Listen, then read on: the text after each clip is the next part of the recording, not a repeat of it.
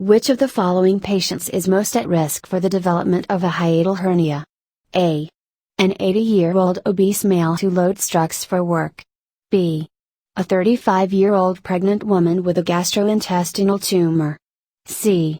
An obese male who smokes cigarettes. D. An 80-year-old obese woman with alcohol-related ascites. E. A 30-year-old male professional athlete.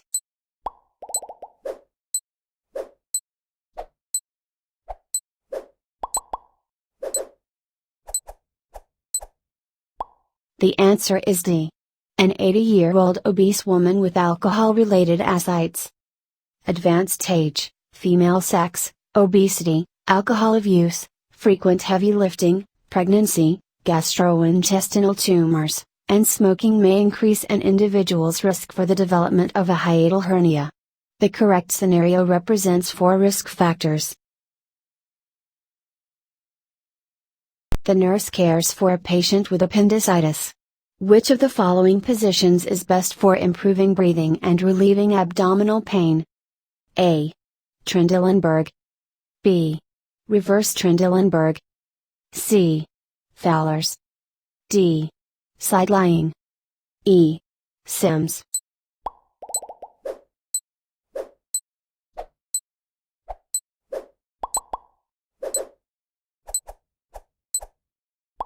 The answer is C.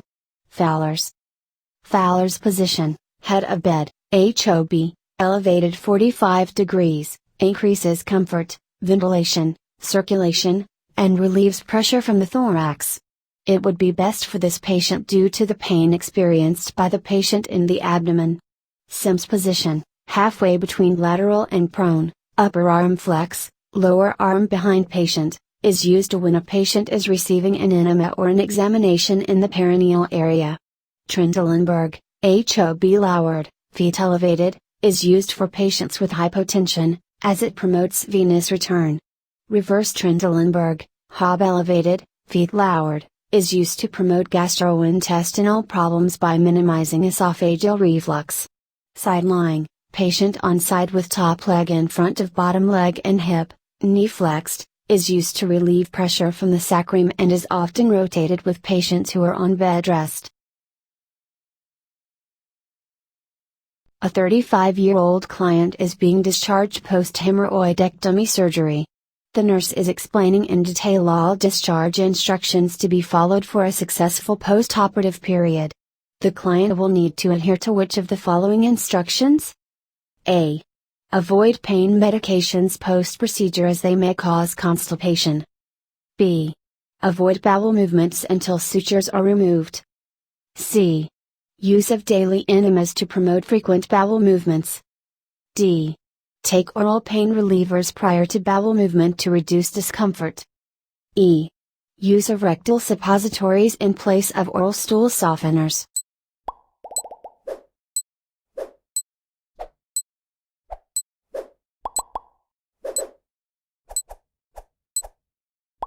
The answer is D. Take oral pain relievers prior to bowel movement to reduce discomfort. To prevent pain during a bowel movement post-operatively, pain medication is often indicated to help make it more tolerable.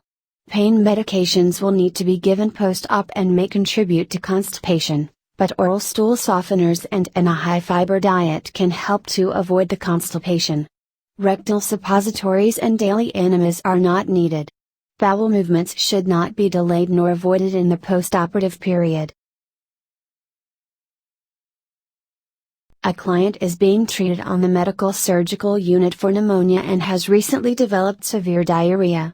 Upon cultures performed, it has been determined the client is now carrying Clostridium difficile, C. diff, and will need to be on special precautions to prevent the spread of this disease.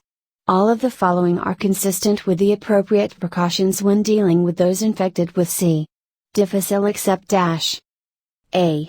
All persons having direct contact with the client will wear a mask, including healthcare workers and visitors. B. Healthcare providers, as well as visitors, will put on gloves and wear a gown over their clothes while interacting with clients with C. difficile. C. Hospital rooms and medical equipment that have been used for clients with C. Difficile must be disinfected and cleaned thoroughly. D. When possible, client will occupy a private room or share a room with another C. Difficile client. E. All healthcare persons interacting with the client will wash their hands with soap and water or alcohol rub prior to contact.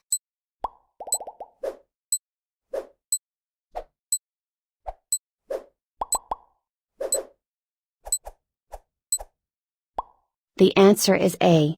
All persons having direct contact with the client will wear a mask, including healthcare workers and visitors. This client is to be aware on contact precautions. The wearing of a mask is consistent with airborne precautions, which is not necessary for C. diff. All other choices are appropriate for contact precautions. Overdose of which of the following over-the-counter medications is one of the leading causes of liver failure in the United States? A. Diphenhydramine. B. Acetaminophen. C. Loratadine. D. Cimetidine.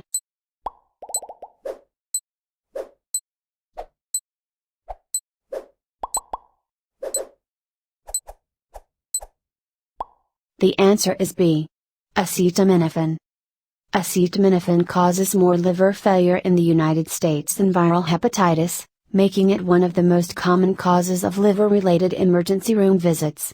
It causes approximately 78,000 emergency room visits and 150 deaths due to liver failure each year. None of the other medications listed are associated with liver failure. The majority of hepatic infections are with which of the following type of microbe? A. Bacteria. B. Fungi. C. Prions. D. Viruses.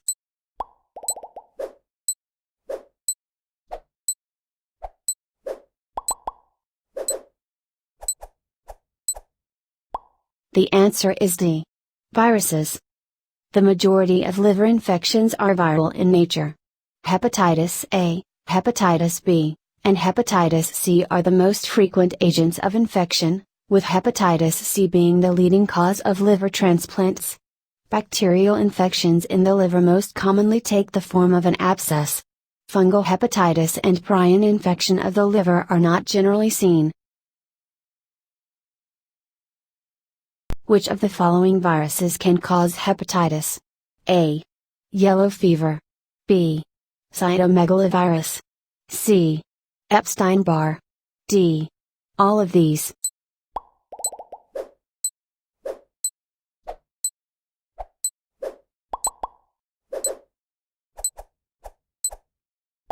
The answer is D. All of these. There are multiple viruses that can cause hepatitis other than hepatitis A, B, or C. Among these are Epstein-Barr virus, cytomegalovirus, and yellow fever.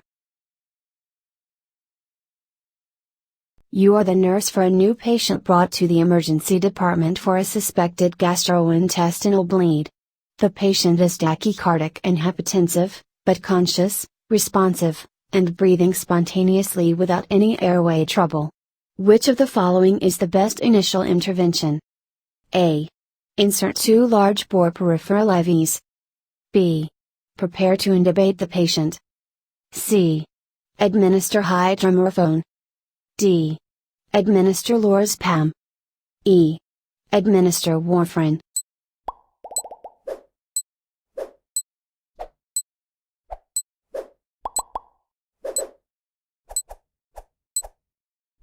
The answer is A. Insert 2 large bore peripheral IVs. This patient is suffering from a suspected gastrointestinal bleed, and based upon the report of the vital signs, he is hemodynamically unstable. In evaluating an emergency trauma patient, the ABCs must be assessed: A. Airway, B. Breathing, C. Circulation. In this patient's case, it is stated that he is responsive and breathing without any issues, indicating that his airway and breathing are both satisfactory. The next issue is his circulation. Given that he has a suspected bleed, and is tachycardic and hypotensive, it is likely that he is losing a significant amount of blood from his bleeding viscera. As such, he may need emergent, rapid fluid and/or blood product resuscitation.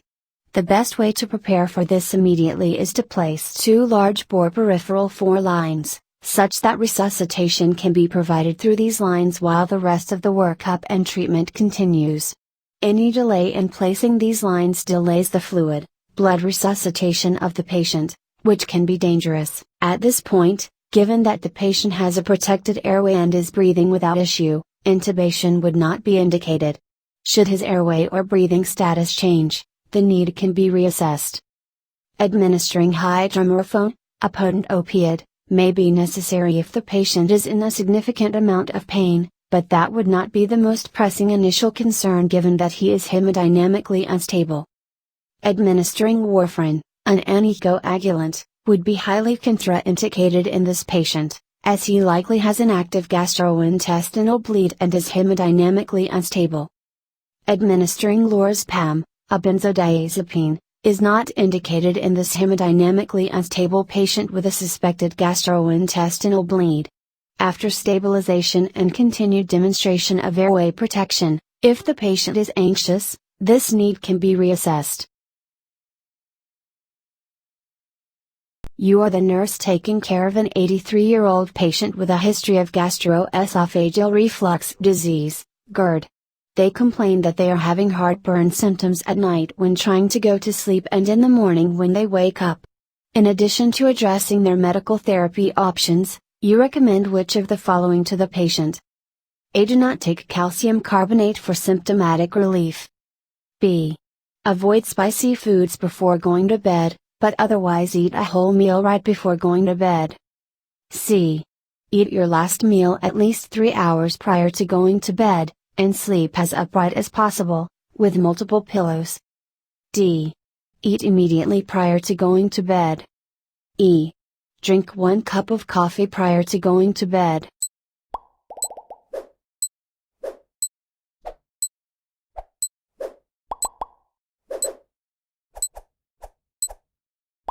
The answer is C.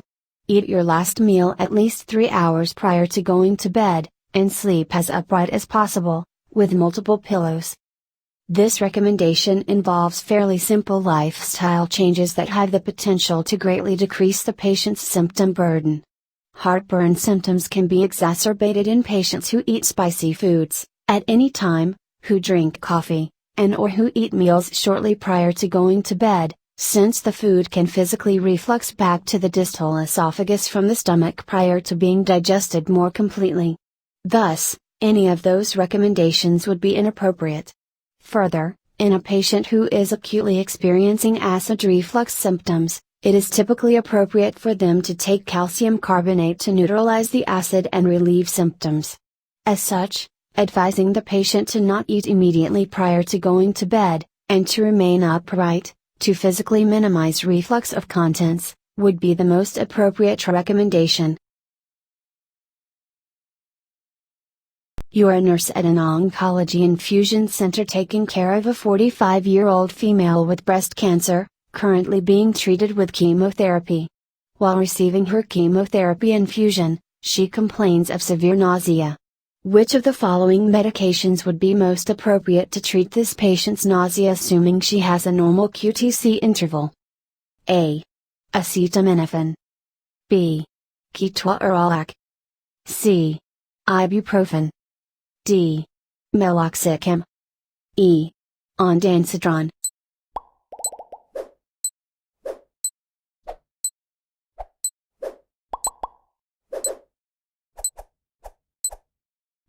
The answer is E. Ondansetron. This patient, who is actively being treated with chemotherapy and experiencing severe nausea, is most likely suffering from chemotherapy-induced nausea. The most appropriate first-line treatment for chemotherapy-induced nausea in a patient with a normal QTc interval is ondansetron, also known as Zofran. Ondansetron is a serotonin 5-HT3 receptor antagonist, likely accounting for its anti-nausea properties. A side effect is QTc interval prolongation, and as such, careful consideration as to whether or not to prescribe ondansetron should be given for patients with baseline prolonged QTc intervals. Acetaminophen, an analgesic, Would not treat nausea, nor would ibuprofen, meloxicam, or ketorolac, all NSAID medications. You are the nurse at a primary care clinic taking care of a 40-year-old male who is undergoing his routine annual well check. His only complaint is that about once per month, when eating spicy food or drinking significant amounts of alcohol, he experiences heartburn. Which of the following would be the most appropriate recommendation? A. Take over-the-counter omeprazole daily for 1 year. B. Go to the nearest emergency department immediately, as this could be indicative of a heart attack. C. Take over-the-counter ranitidine daily for 1 year. D. Take 1 to 2 tablets of calcium carbonate every 3-6 hours as needed for heartburn symptoms, and if you symptoms more frequently or severely, return to clinic.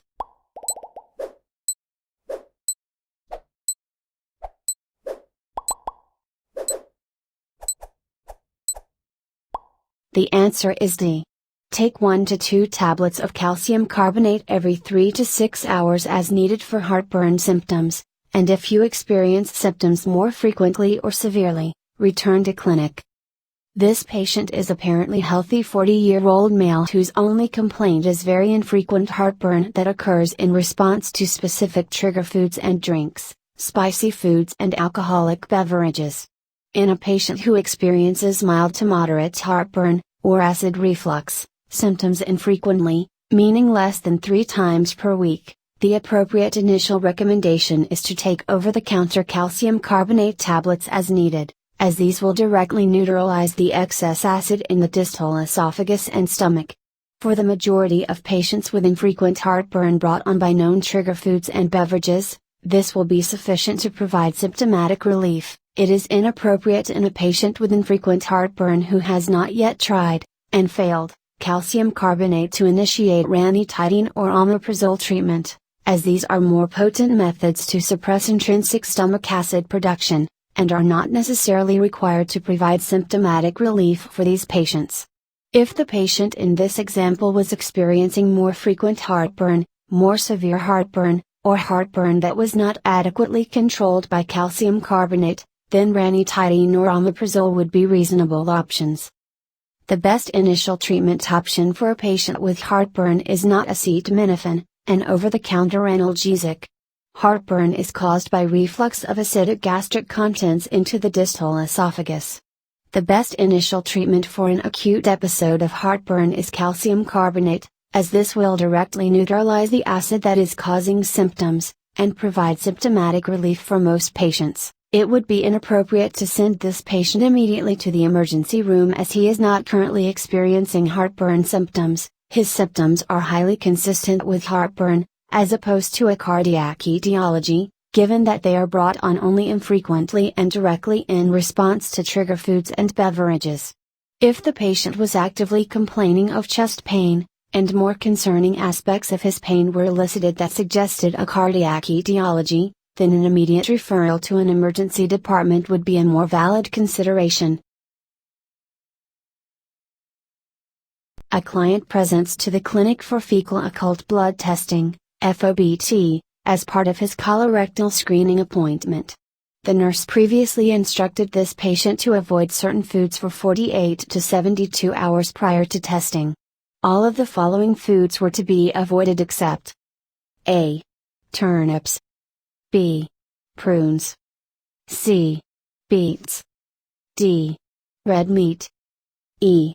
Cantaloupe.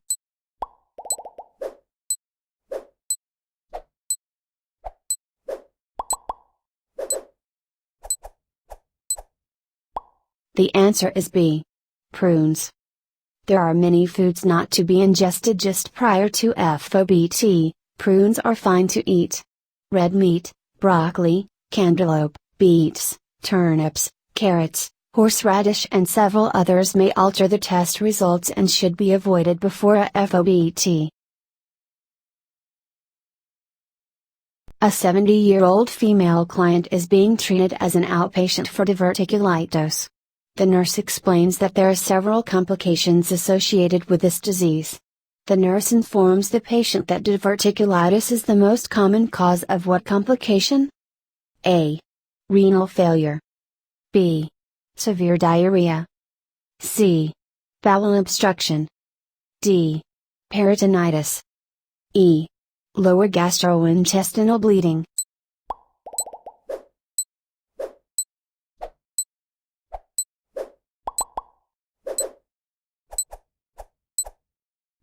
The answer is E. Lower gastrointestinal bleeding. Diverticulitis is the most common cause of lower GI bleeds.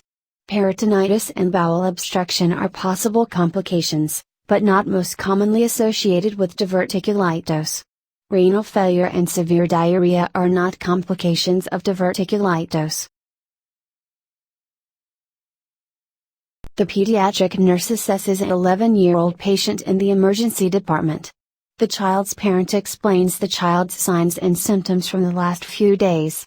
Which of the following statements by the parent is most important to the nurse? A. He was complaining about a strong pain in his stomach, on the right side above his hip. B. He has a fever around 99.5 degrees Fahrenheit and has thrown up a few times. C. He has been feeling this pain for the 2 days, but it suddenly went away. D.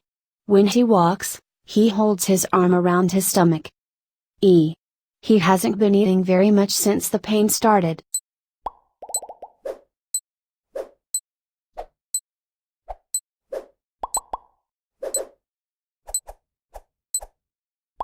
The answer is C. He has been feeling this pain for the 2 days, but it suddenly went away. This patient is experiencing signs of appendicitis, which include periumbilical abdominal pain, usually originating in the right lower quadrant, anorexia, nausea, vomiting, localized tenderness, muscle guarding, and a low-grade fever. Appendicitis is frequently diagnosed in young children and young adults with these symptoms and a white blood cell count from 15,000 to 20,000 cells per cubic millimeters. The nurse should be most concerned if the pain has suddenly ceased, which may be a sign of perforation, which is an emergency due to hemorrhage and infection risks. The pediatric nurse cares for a young child admitted with appendicitis. Which of the following signs and symptoms most concerns the nurse? A. Distended abdomen and abdominal rigidity. B. White blood cell count of 18,000,16,000, and 17,000 cells per cubic millimeters over 3 days of hospitalization. C. Temperatures of 99.6 degrees Fahrenheit, 99.2 degrees Fahrenheit, and 99.4 degrees Fahrenheit on the shift. D. Tenderness of the abdomen in the right lower quadrant. E. Anorexia, nausea, and vomiting.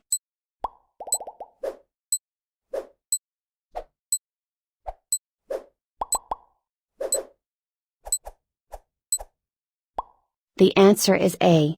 Distended abdomen and abdominal rigidity. Without treatment, appendicitis can lead to peritonitis or perforation. Typical signs and symptoms of appendicitis include periumbilical abdominal pain, anorexia, nausea, vomiting, localized tenderness, muscle guarding, and low-grade fever. The normal WBC count for a patient with appendicitis ranges from 15,000 to 20,000 cells per cubic millimeters. The nurse caring for a patient with appendicitis should always be aware of particularly concerning signs or symptoms of peritonitis, especially those that differ from established baseline signs and symptoms. Many of the symptoms of appendicitis may be apparent with peritonitis, especially tenderness, fever, and white blood cell counts. When assessing for peritonitis, the nurse should specifically look for abdominal rigidity or distension, rebound tenderness, increased, severe abdominal pain, ascites, increased temperature, increased leukocytosis, and paralytic ILS. What is the incubation period of hepatitis B, HBV? A. 1 to 2 weeks. B. 2 to 4 days. C. 1 to 6 months. D. Up to 2 years.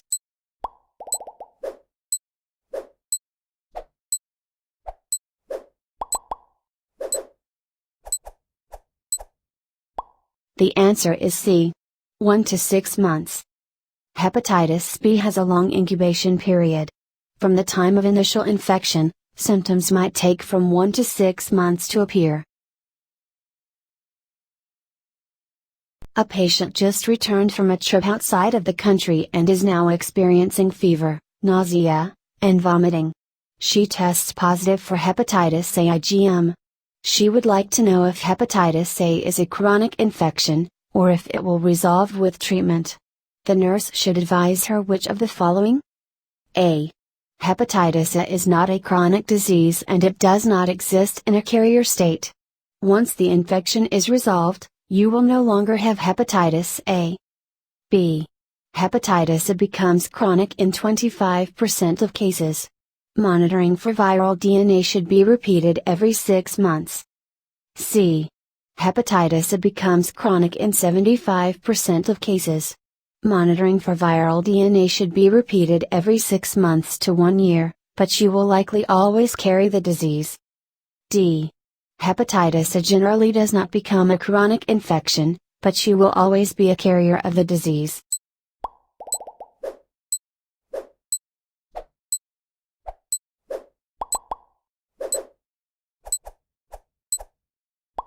The answer is A.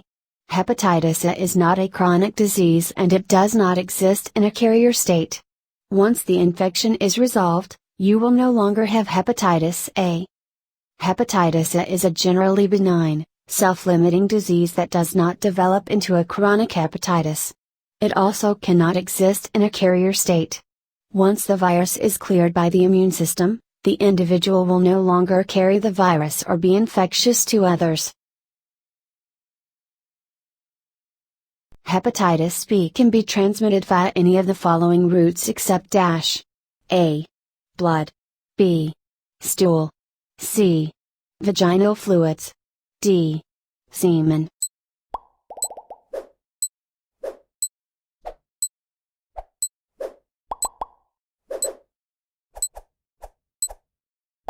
The answer is B. Stool. Hepatitis B is primarily transmitted via blood, vaginal secretions, and semen. While the virus is often present in saliva, it is not generally spread by sneezing, kissing, or sharing utensils, unless there are oral abrasions resulting in a mutual exchange of blood. The virus does not have fecal-oral transmission. A patient with pancreatitis is placed on an NPO order. What does this order mean? A. The patient cannot walk. B. The patient cannot eat only. C. The patient cannot drink only. D. The patient cannot eat or drink.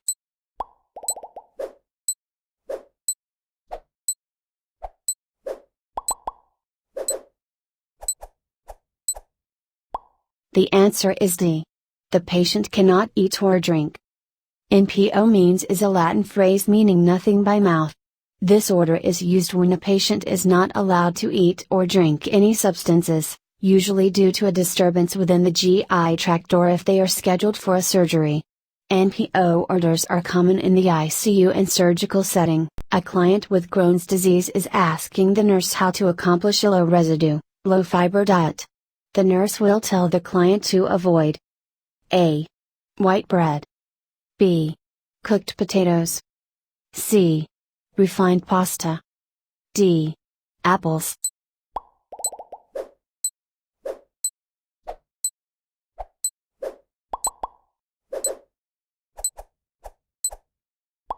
The answer is D. Apples. Crohn's disease is an indicator for a low residue, low fiber diet. The diet should include foods that are unlikely to obstruct the intestinal tract if narrowed by inflammation or scarring, or if gastrointestinal motility is slowed.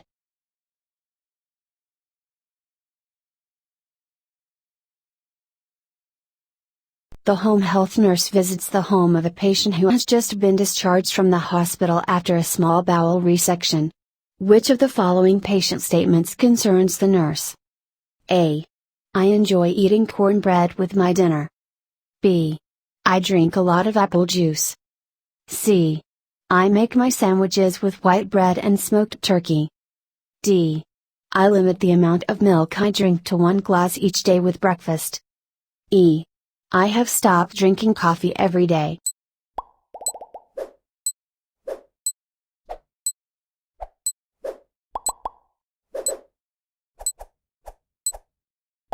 The answer is A. I enjoy eating cornbread with my dinner.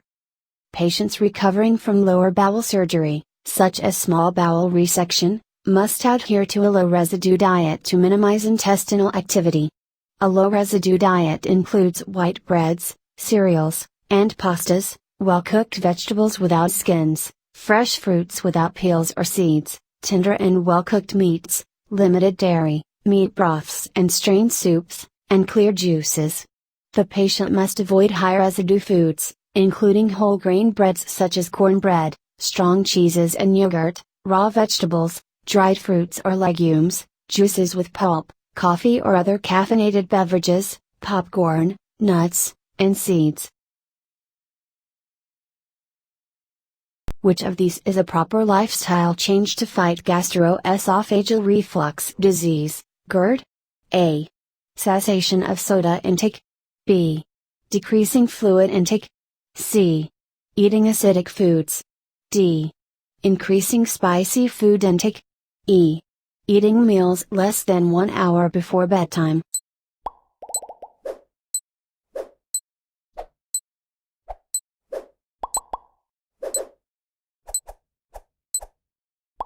The answer is A. Cessation of soda intake. Soda intake exacerbates symptoms of GERD. Along with this, individuals should wear loose clothing, exercise regularly, drink plenty of fluids, avoid eating within 1 to 2 hours of bedtime, and avoid spicy and acidic foods. A nurse is counseling a 60-year-old woman who recently found out that she has chronic hepatitis C. She is not sure how she became infected, though she does state that she had a blood transfusion in 1989 due to postpartum hemorrhage. She is concerned about the stigma of the disease and wonders how common it is in the United States. The nurse informs her of which of the following? A. Hepatitis C is the most common chronic blood-borne infection in the U.S. 3.9 million Americans have had or are currently infected with the virus. B. Hepatitis C is the third most common chronic blood-borne infection in the U.S.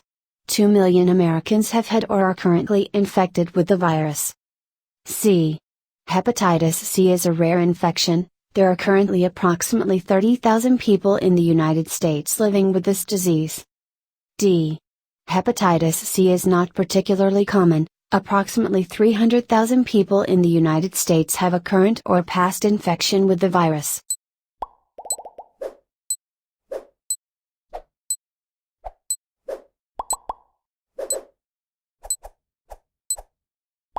The answer is A. Hepatitis C is the most common chronic blood-borne infection in the U.S. 3.9 million Americans have had or are currently infected with the virus. Hepatitis C is the most common chronic blood-borne infection in the U.S. Approximately 3.9 million Americans have antibodies against the virus.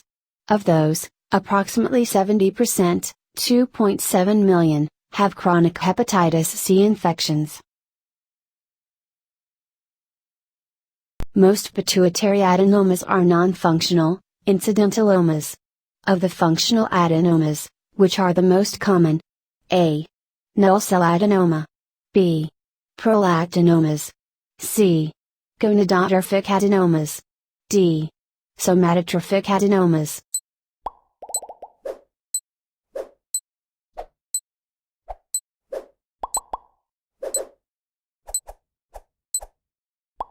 The answer is B.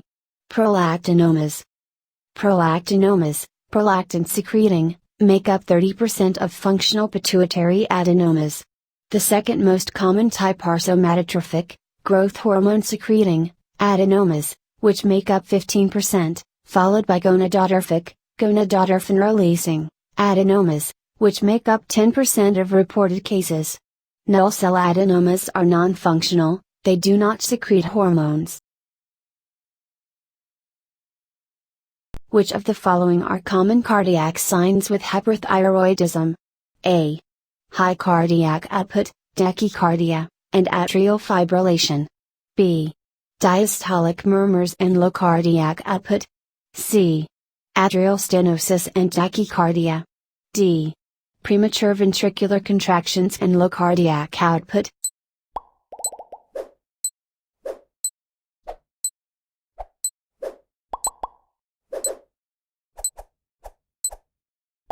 The answer is A. High cardiac output, tachycardia, and atrial fibrillation. A cardiac workup on a patient with hyperthyroidism will often reveal high cardiac output, tachycardia, atrial fibrillation, a prominent, fourth heart sound, S4, and full murmurs. This condition is not associated with low cardiac output, and while it may be seen with murmurs, it is not specifically associated with atrial stenosis. What HbA1c level is diagnostic for type 2 diabetes? A. Greater than 6.5%. B. Greater than 5.7%. C. Greater than 6.3%. D. Greater than 7.0%.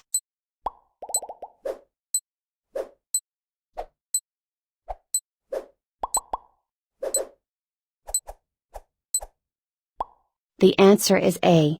Greater than 6.5%.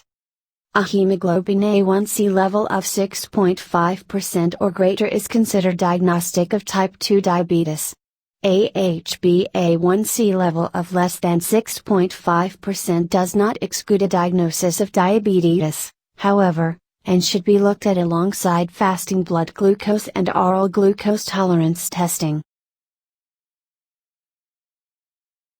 What is the most common cause of hyperthyroidism? A. Hashimoto's thyroiditis. B. Toxic nodular goiter. C. Graves' disease. D. Thyroid storm.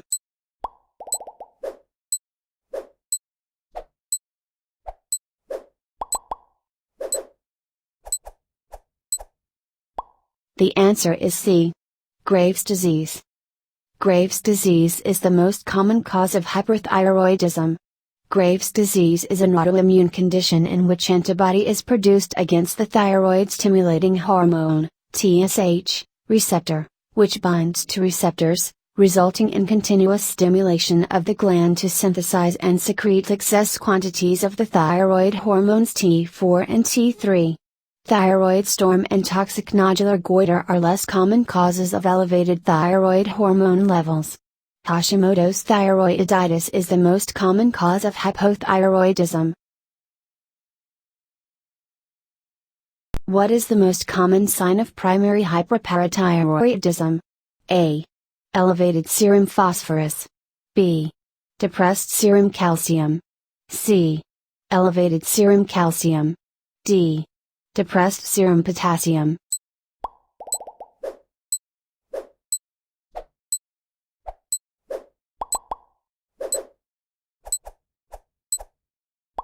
The answer is C. Elevated serum calcium. The most common manifestation of primary hyperparathyroidism is elevated serum calcium. Parathyroid hormone, PTH, activates osteoclasts, which mobilize calcium and phosphate from bone.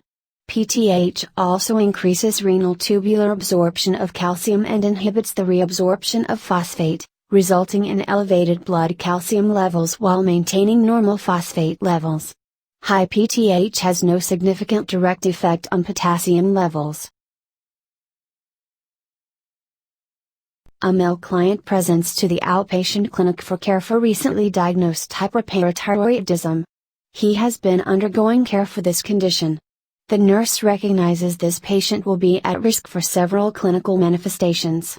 All of the following are signs and symptoms associated with hyperparathyroidism except dash. A. Skeletal pain and backaches. B. Painful muscle cramps and tremors. C. Delirium and confusion. D. Kidney stones and urinary tract infections. E. Shortened QT interval on ECG.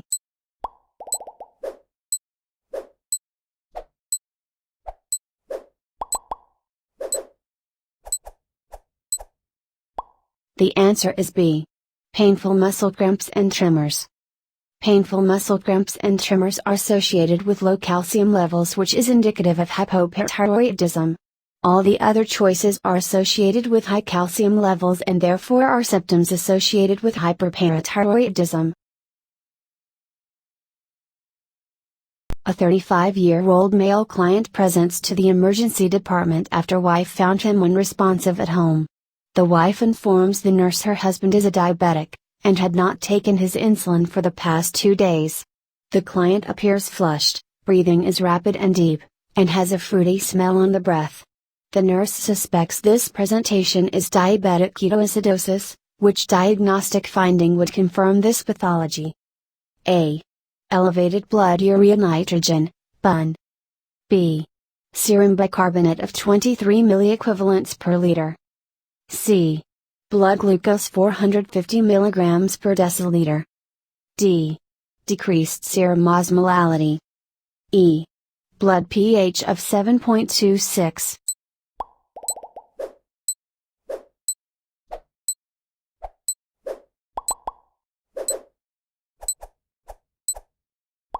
The answer is E. Blood pH of 7.26. The acidic pH is what is most consistent with the diagnosis of diabetic ketoacidosis, DKA. A pH of less than 7.30 is what is seen in DKA. The blood glucose will be elevated, but the nurse may also see a similar elevation in hyperosmolar hyperglycemic syndrome as well. The serum bicarbonate will be low and the serum osmolality would be elevated, yet both findings are not specific for DKA. Elevated BUN, blood urea nitrogen, is not specific for DKA as well. The nurse cares for a patient with a history of diabetes mellitus after a cholecystectomy. He has reported nausea and cannot have solid foods. Upon assessment, the patient appears disoriented and confused. Based on these observations, which of the following is the most likely explanation for the patient's condition? A. Diabetic ketoacidosis. B. Insulin resistance syndrome. C. Hypoglycemia. D. Hyperglycemia. E. Diabetic hyperglycemic hyperosmolar syndrome.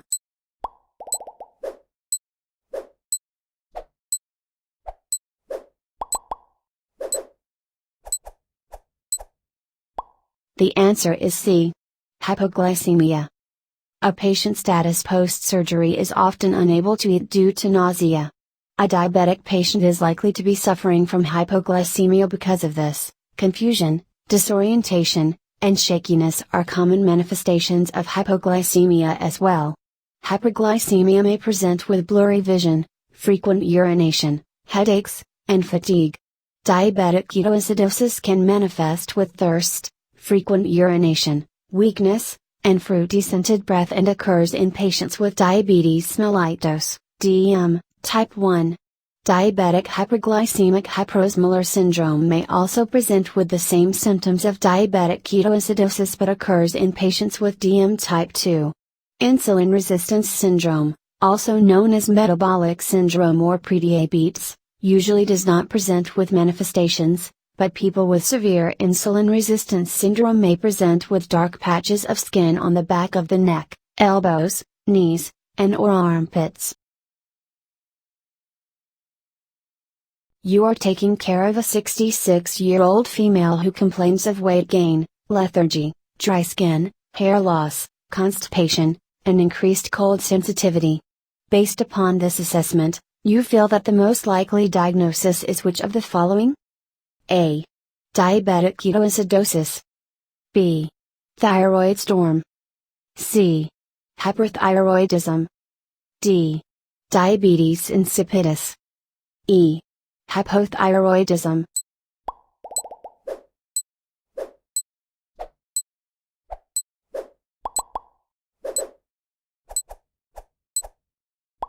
The answer is E. Hypothyroidism. This patient's constellation of symptoms is most consistent with hypothyroidism. In hypothyroidism, which may occur for a handful of reasons, the patient typically does not produce significant levels of thyroid hormone, T3/T4, and therefore, a variety of functions that are modulated by thyroid hormone are impaired. Common symptoms associated with hypothyroidism are weight gain, lethargy, hair loss, brittle hair, dry skin, constipation, depression, cold sensitivity, bradycardia, and brittle nails, among other symptoms. On exam, the patient's thyroid may feel enlarged. Characteristic lab findings would be an elevated TSH level with low or low, normal T3/T4 levels. The other choices are incorrect for the following reasons. 1. Hyperthyroidism would be characterized by opposite symptoms from those seen in this patients. Patients with hyperthyroidism would be tachycardic, anxious, have poor heat tolerance, diaphoretic, may have diarrhea, and weight loss among other symptoms. 2. Thyroid storm is a severe, life-threatening condition that is essentially an acute, severe manifestation of excess levels of thyroid hormone, also known as thyrotoxicosis, and presents with very pronounced, severe signs of hyperthyroidism. 3. Diabetic ketoacidosis is almost exclusively seen in patients with diabetes, which is not noted in this patient, and often presents with diffuse abdominal pain, rapid shallow breathing, altered mental status, and a fruity odor on the breath. 4. Diabetes insipidus would present with increased frequency of urination of dilute urine, fatigue, enuresis, dehydration, and or electrolyte abnormalities. You are the nurse taking care of a 23-year-old patient who complains of anxiety, diaphoresis, palpitations, diarrhea, weight loss, and tremors. When examining them you notice exophthalmos and eyelid lag. The most likely diagnosis in your patient is which of the following? A. Diabetes insipidus. B. Graves' disease. C. Hypothyroidism. D. Glucagonoma. E. Diabetes mellitus.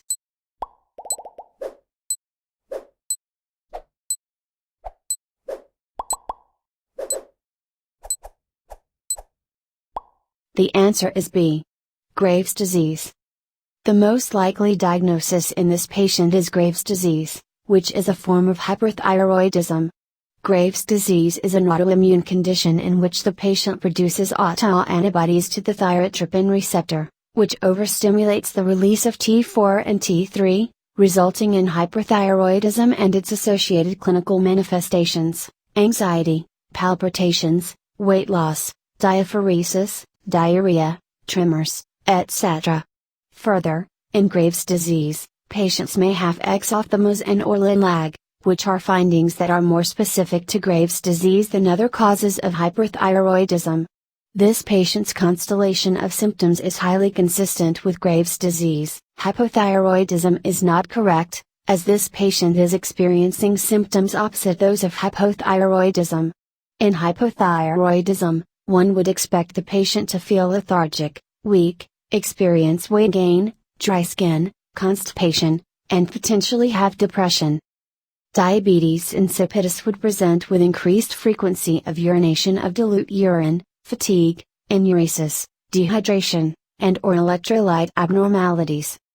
Diabetes mellitus would not likely present in this manner.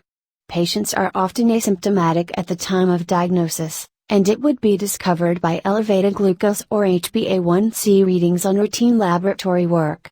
Occasionally, increased urinary frequency and dehydration, or more severe manifestations like hyperglycemic hyperosmolar or noctutic coma, HHNK, or diabetic ketoacidosis, DKA, would be a presenting scenario. A glucagonoma would present with necrolytic migratory erythema, most commonly, as well as severely elevated glucose concentrations.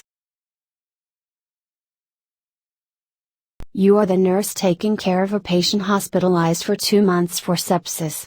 The patient had been receiving 40 mg of prednisone daily for the last 2 weeks for airway inflammation, and now, for the last 3 days, given symptomatic improvement, his physician lowers his prednisone dose to 5 mg daily. Today, you assess the patient and he is lethargic and hypertensive, with a serum glucose of 52 and serum sodium of 131. Which of the following is the most likely diagnosis? A. Adrenal insufficiency. B. Connecticut syndrome. C. Surreptitious insulin use. D. Hyperaldosteronism. E. Exogenous testosterone use.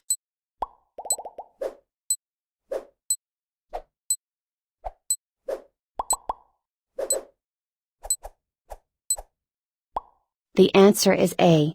Adrenal insufficiency. The patient had been on a prolonged course of a high dose of prednisone, a corticosteroid. When patients are on prolonged courses, and/or high doses of corticosteroids, this can cause a negative feedback cycle on the body's own intrinsic production of corticosteroids. As a result, high doses of exogenous corticosteroids, or prolonged courses of any dose of exogenous steroids should not be abruptly stopped, as the body's own intrinsic steroid production will not yet have recovered, and therefore, the patient will exhibit signs of adrenal insufficiency. In this patient's case, while the physician does not completely eliminate the patient's exogenous steroid dose, he tapers the dose way too abruptly, from 40 mg to 5 mg, which does not allow the body's own corticosteroid production to recover in time to meet the body's needs. Thus, the patient exhibits signs of adrenal insufficiency including lethargy, hypotension, hypoglycemia, and hyponatremia, hyperaldosteronism and Connecticut syndrome. Primary hyperaldosteronism, are incorrect as these are the opposite of what is observed in this patient. In a patient with hyperaldosteronism, the patient would likely be anxious and/or have high energy, would be hypertensive, and hypernatremic, as the sodium, potassium ATPase's activity would be upregulated in the setting of excess aldosterone. Exogenous testosterone use would likely also cause increased anxiety, energy and hypertension, rather than lethargy and hypotension, as in this patient. Surreptitious insulin use could explain lethargy, hypotension, and hypoglycemia, but would likely cause hypernatremia rather than hyponatremia, as insulin upregulates the activity of the sodium, potassium ATPase, which would increase rather than decrease serum sodium. What hormone is elevated in Connecticut syndrome? A. Aldosterone. B. Cortisol. C. Vasopressin. D. Adrenocorticotropic hormone.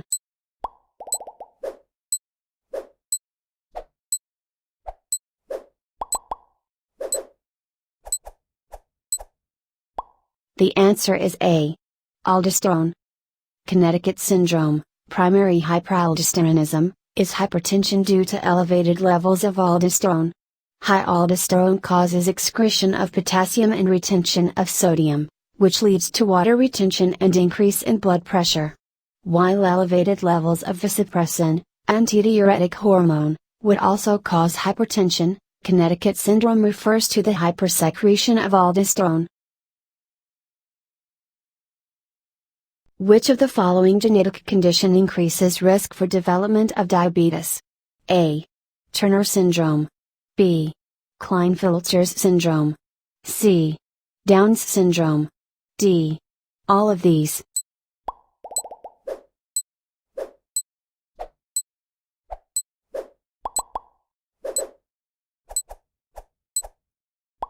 The answer is D. All of these. All of these symptoms are associated with a higher risk of developing diabetes. Turner syndrome is also known as XO, where the individual is a female, and is monosomic for the X chromosome. Individuals with Turner syndrome are also at higher risk of heart disease, and hypothyroidism, and they are sterile. Down's syndrome is caused by trisomy of chromosome 21, and involves elevated risks for mental impairment, heart disease, and certain cancers. Klinefelter's syndrome patients have the XXY chromosomal expression. They are at a higher risk than the classically male or female public for osteoporosis, hypogonadism, and cardiovascular disorders. What is the most common cause of Cushing's disease? A. Pituitary adenoma. B. Paraneoplastic syndrome. C. Renal adenoma. D. Corticosteroid use.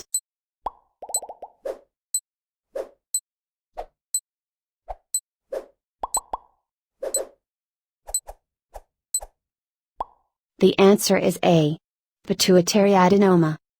80% of cases of Cushing's disease are caused by adrenocorticotropic hormone, ACTH secreting adenomas of the anterior pituitary. High ACTH ends up causes adrenal hyperplasia, which leads to secretion of extra cortisol. Corticosteroid use is the leading cause of Cushing's syndrome, rather than Cushing's disease. How does insulin affect serum electrolytes? A. Insulin increases the permeability of many cells to chlorine, sodium and potassium ions. B. Insulin decreases the permeability of many cells to potassium, magnesium and phosphate ions. C. Insulin has no effect on serum electrolyte levels. D. Insulin increases the permeability of many cells to potassium, magnesium and phosphate ions.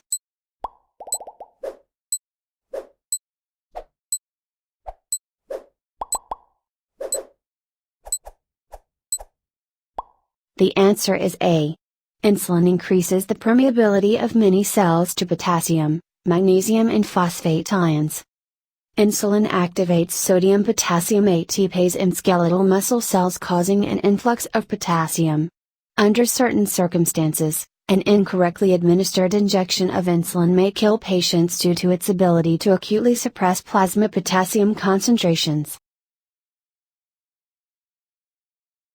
What mediates intracellular transport of glucose into the beta cells of the pancreas? A. GLUT4, an insulin-independent glucose transporter. B. GLUT2, an insulin-independent glucose transporter. C. GLUT2, an insulin-dependent glucose transporter. D. GLUT4, an insulin-dependent glucose transporter.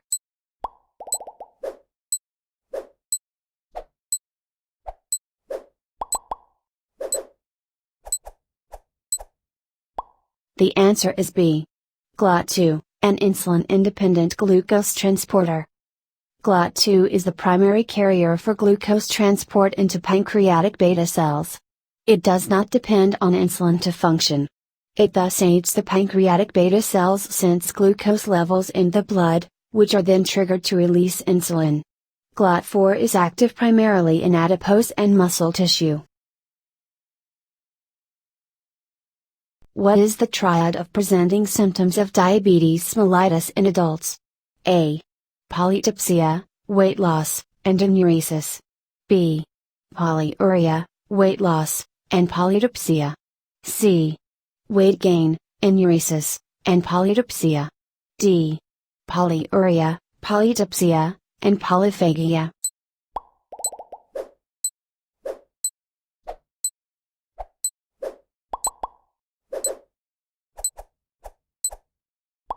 The answer is D. Polyuria, polydipsia, and polyphagia. The first onset of diabetes is generally marked by the following three signs: polyuria, frequent urination; polydipsia, increased thirst and fluid intake; and polyphagia, increased appetite. In children with type 1 diabetes, enuresis, involuntary urination, is often the first sign noticed by parents, along with unexplained weight loss and recurrent infections. What is the most common cause of primary hyperparathyroidism? A. Parathyroid hyperplasia. B. Parathyroid carcinoma. C. Parathyroid adenoma. D. None of these.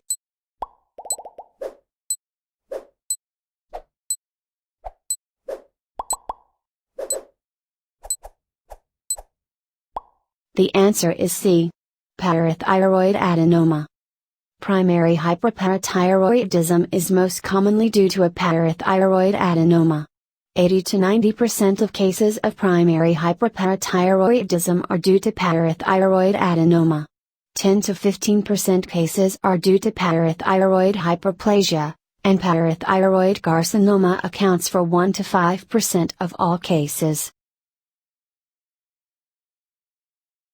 Secondary hyperparathyroidism is the result of chronically diminished levels of serum calcium. Depressed levels of serum calcium leads to a compensatory increase in the activity of the parathyroid glands. What is the most common cause of secondary hyperparathyroidism? A. Poor nutrition. B. Renal failure. C. Bone cancers. D. Pituitary tumor.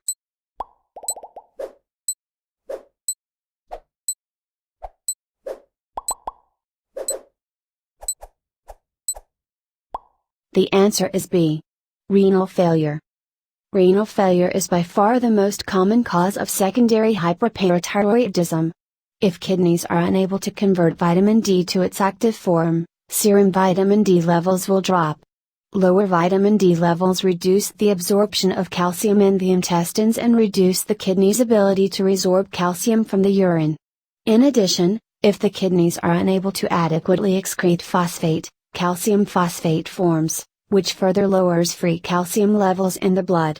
Poor nutrition is not a common cause of secondary hyperparathyroidism, though low vitamin D levels due to malabsorption can be a contributing factor. Pituitary tumors can be seen with hyperparathyroidism when part of multiple endocrine neoplasia type I, but this is not as common as renal failure. Bone cancers are more often associated with elevated calcium levels, resulting in low or undetectable parathyroid hormone levels.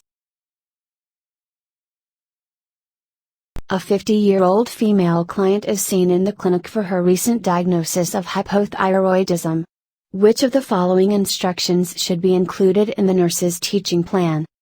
A. Explain the outcomes expected with removal of the thyroid gland. B.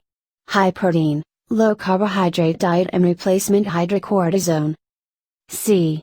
Obtain a hemoglobin A1C test. D. The use of antiglycemic medications. E. High fiber, low calorie diet, and 5 to 6 small meals per day.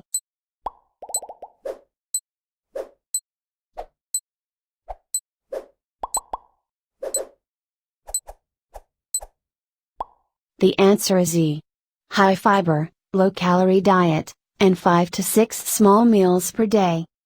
Hypothyroidism usually involves weight gain, so a lower calorie diet with frequent small meals are recommended. High fiber, low calorie diets and stool softeners will help to alleviate these symptoms. Antiglycemics and hemoglobin A1C tests are indicated for diabetics.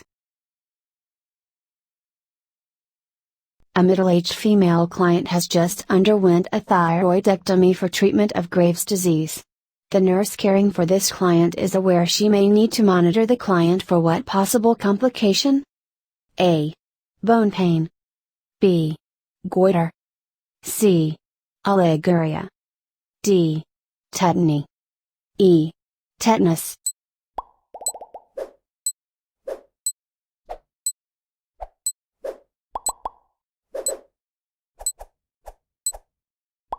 The answer is D. Tetany.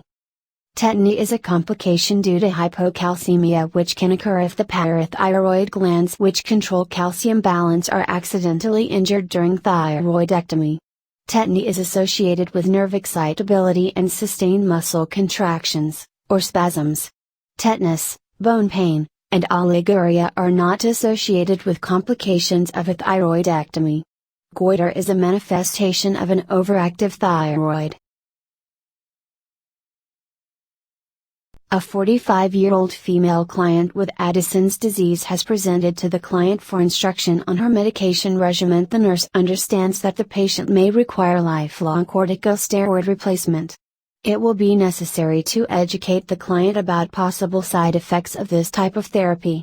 Which of the following should a nurse include in her teaching plan about corticosteroid therapy? A.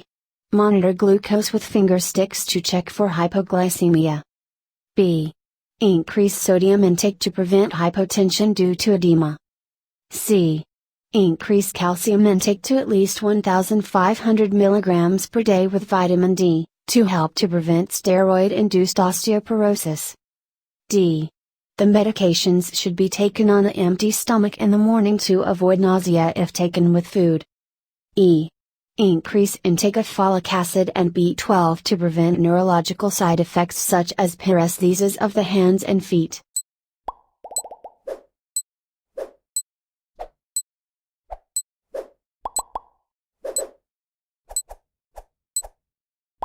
The answer is C.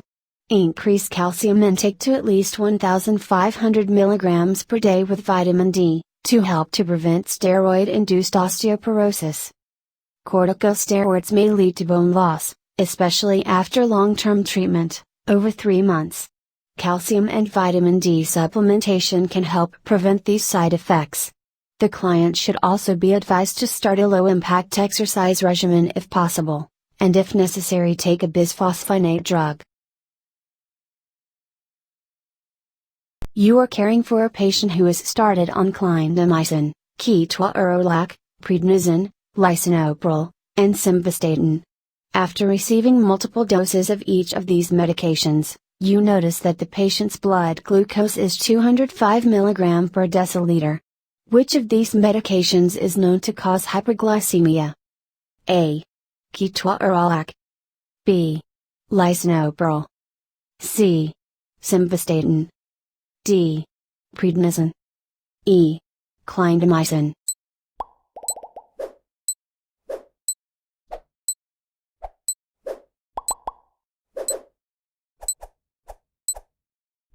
The answer is D.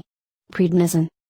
Of all the medications listed, prednisone is the only medication that is known to cause hyperglycemia. Prednisone has a number of side effects including hyperglycemia, acne, headache, restlessness, insomnia, nausea, vomiting, and weight gain, among others. Clindamycin's side effects include diarrhea, including Clostridium difficile, and less commonly nausea, vomiting, and abdominal pain, among others, but not hyperglycemia. Ketorolac's side effects include renal toxicity, tinnitus, heartburn, diarrhea, and abdominal pain, among others, but not hyperglycemia. Lisinopril's side effects include hypotension, lightheadedness, angioedema, and barky cough, among others, but not hyperglycemia. Simvastatin's side effects include muscle pains, aches, muscle weakness, and less frequently confusion, and electrolyte disturbances, but not hyperglycemia. You are the nurse taking care of a patient with type 2 diabetes mellitus. The patient is hospitalized for pneumonia and switched from his home medication, metformin, to sliding scale insulin, while inpatient. You explain to the patient that the specific reason is which of the following? A.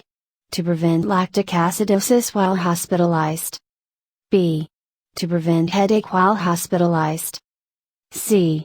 To prevent myocardial infarction while hospitalized. D. To prevent depression while hospitalized. E. To prevent stroke while hospitalized.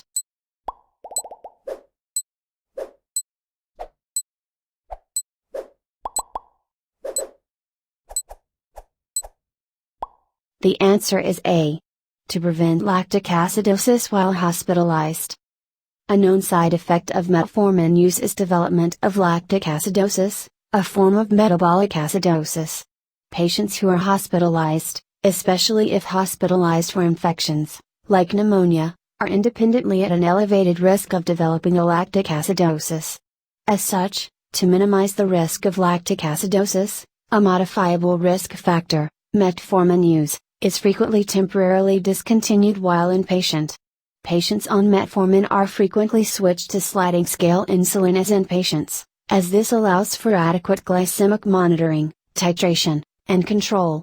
Once they are stable for discharge and the cause of their hospitalization is addressed and treated, most can be safely discharged home on metformin without issue. While numerous measures are carried out while patients are hospitalized to prevent myocardial infarction, stroke, headache, and depression, the switching of metformin to sliding scale insulin is not performed specifically for any of those reasons. Which of the following is true of type 1 diabetes? A. Patients develop insulin resistance. B. Patients are typically overweight adults. C. Patients typically present in diabetic ketoacidosis. D. Patients do not require treatment with insulin.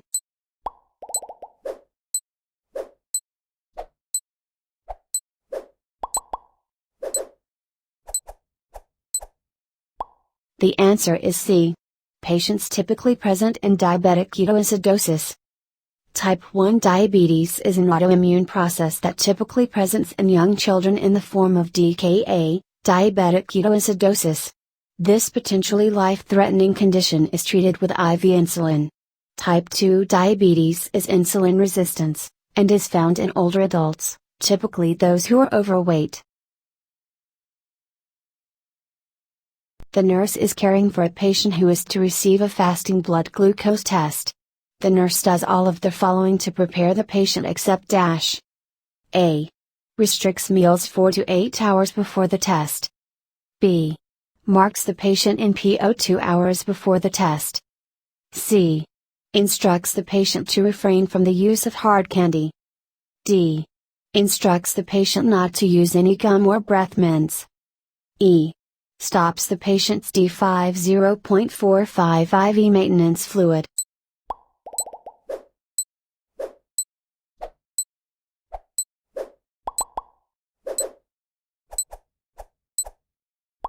The answer is B.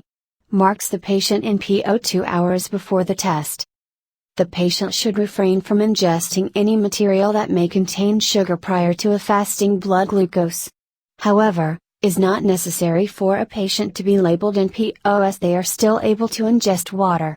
All other preparations should be made. The nurse cares for a patient newly diagnosed with systemic lupus erythematosus, SLE. Which of the following is a characteristic sign of SLE? A.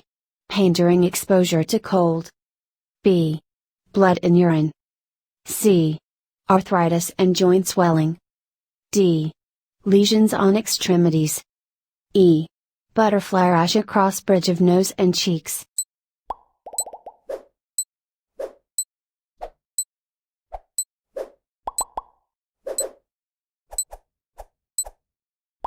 The answer is E.